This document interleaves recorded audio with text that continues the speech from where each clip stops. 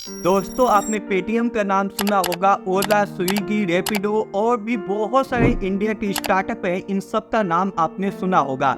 लेकिन दोस्तों आपको पता है कि ये जितने भी बड़े बड़े स्टार्टअप हैं जो कि बहुत पैसा लगा के एडवर्टाइजमेंट करते हैं और आपको लालच देते हैं बिल्कुल फ्री में, ये सारे स्टार्टअप लॉस में चल रहे हैं। जी हाँ दोस्तों, इंडिया के 100 स्टार्टअप में से 80 स्टार्टअप लॉस में चल रहे हैं। बस 20 स्टार्टअप सक्सेसफुली रन करते हैं लंबे समय के लिए। लेकिन दोस्तों ऐसा क्यों होता है, चलिए हम आज के वीडियो में आपको पूरा डिटेल में समझाने वाले हैं। और जी हाँ दोस्तों, अभी तक ये जितने भी स्टार्टअप हैं इन्होंने 2024 में 8000 एम्प्लॉय को फायर किया है और रिपोर्ट ऐसा बताती है कि आने वाले 5 साल में ये 60,000 अपने एम्प्लॉय को फायर करने वाली है। लेकिन दोस्तों ऐसा क्यों हुआ कि एक टाइम पे इंडिया में ये जो स्टार्टअप है ये इतना ज्यादा ग्रो की और अभी जाके सारे स्टार्टअप लॉस में चलने लगे। तो दोस्तों इसको समझने के लिए सबसे पहले आपको समझना पड़ेगा कि बिजनेस क्या होता है।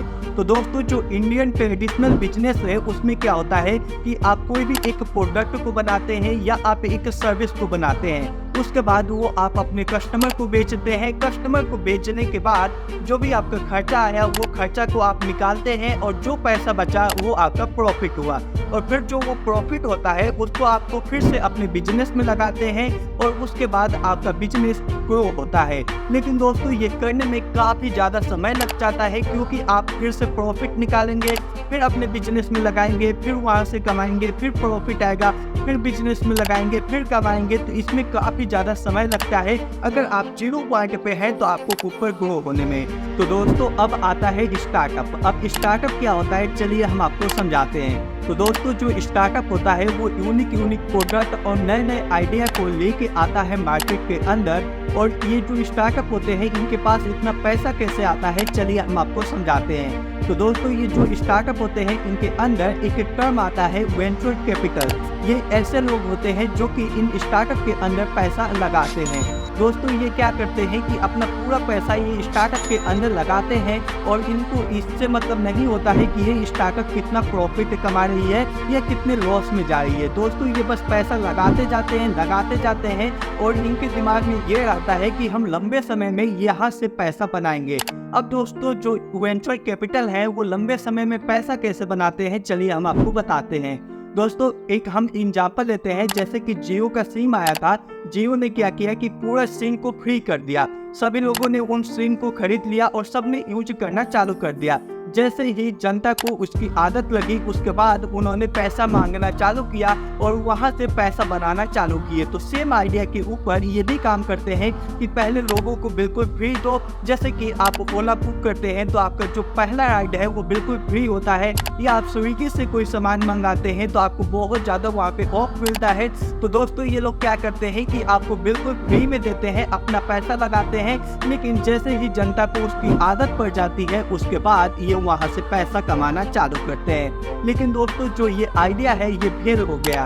अब फेल कैसे हो गया चलिए हम आपको समझाते हैं। मान लीजिए मुझे कहीं से खाना मंगाना है, तो दोस्तों हमारे पास बहुत सारे ऑप्शन है, जैसे स्विगी हो गया, जोमेटो हो गया, ऐसे ही बहुत सारी फूड डिलीवरी ऐप है। तो हम क्या करते हैं कि हम जहाँ पे ऑफर चल रही है वहाँ पे जाते हैं, वहाँ से हम सामान लेके आते हैं, ठीक है। उसके बाद अगर यहाँ पे ऑफर बंद हो गए तो हम दूसरे डिलीवरी ऐप के ऊपर चले जाते हैं। तो दोस्तों इसके कारण ये हुआ कि इनका बहुत ज़्यादा लॉस होने लगा, क्योंकि इन्होंने क्या सोचा था कि पहले हम फ्री करेंगे बाद में पैसा कमाएंगे। लेकिन दोस्तों इनका कंपटीशन बहुत ज़्यादा हाई हो गया, क्योंकि एक ही मार्केट सेगमेंट के अंदर बहुत सारे एप्लीकेशन आ गए, बहुत सारी सेम कंपनियां आ गई। तो उन्होंने क्या किया, एक ने आज फ्री किया, दूसरे ने कल फ्री किया, तो यूजर जो है वो अभी इसके पास गया, जैसे इनका फ्री हुआ तो इनके पास चला गया, तो इसमें इनको लॉस होने लगा।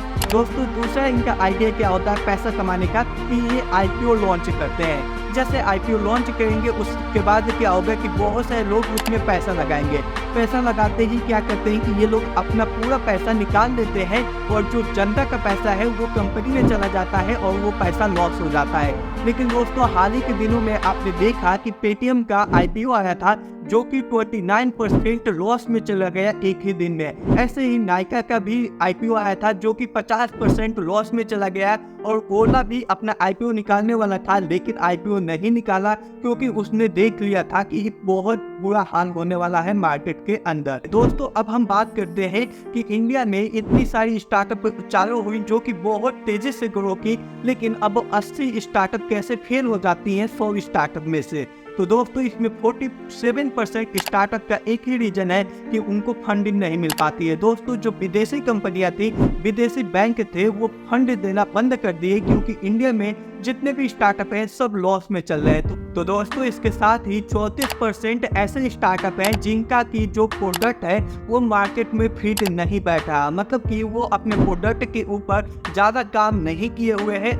दोस्तों इसके अलावा 12% ऐसे स्टार्टअप हैं जिनका प्रोडक्ट भी सही है, उनको फंडिंग भी मिल रही है, लेकिन वो एडवर्टाइजमेंट सही से नहीं कर पा रहे हैं, मतलब कि जो यूजर उनके हैं, जो उनके कस्टमर हैं, उनके पास उनका प्रोडक्ट नहीं पहुंच पा रहा या वो अच्छे से मार्केटिंग नहीं कर पा रहे हैं, तो इसके कारण वो लॉस में चल रहे हैं। तो दोस्तों इसके अलावा 21% ऐसे स्टार्टअप हैं जो कि अपने डिसफंक्शनैलिटी के कारण फेल हो जाती है।